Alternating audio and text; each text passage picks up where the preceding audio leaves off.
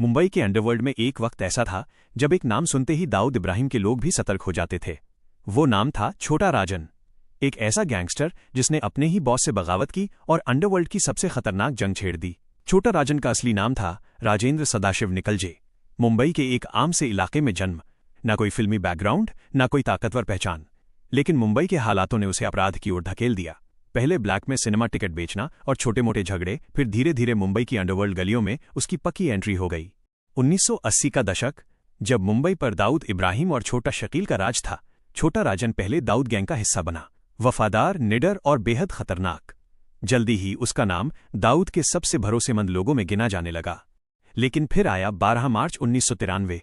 मुंबई दहल उठी जब ये सच सामने आया कि इन धमाकों के पीछे दाऊद और उसकी डी कंपनी का हाथ है। तो छोटा राजन अंदर से हिल गया। उसका एक ही दावा था, मैं गुनहगार हो सकता हूं लेकिन अपने ही देश के खिलाफ नहीं जा सकता। यहीं से शुरू हुई दाऊद बनाम छोटा राजन की वो दुश्मनी जिसने हजारों लीटर खून बहाया। छोटा राजन ने दाऊद से नाता तोड़ लिया, लेकिन अंडरवर्ल्ड में बगावत की कीमत बहुत भारी होती है।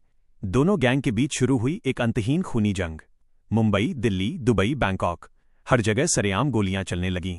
दाऊद गैंग के कई खास लोग मारे गए और हर हत्या के पीछे एक ही नाम था, छोटा राजन।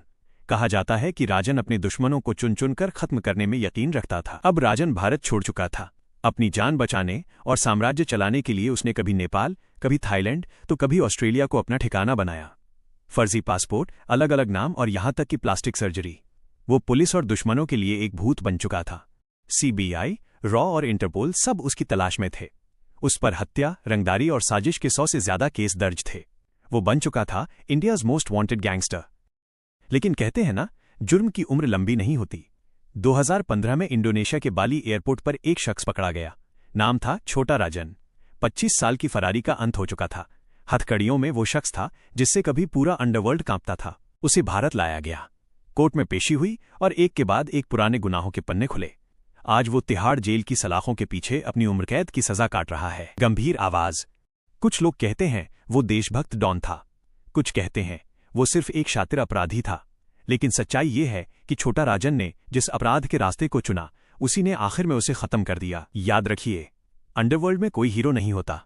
वहां सिर्फ एक ही अंजाम होता है, जेल की कालकोठरी या फिर कब्र की खामोशी।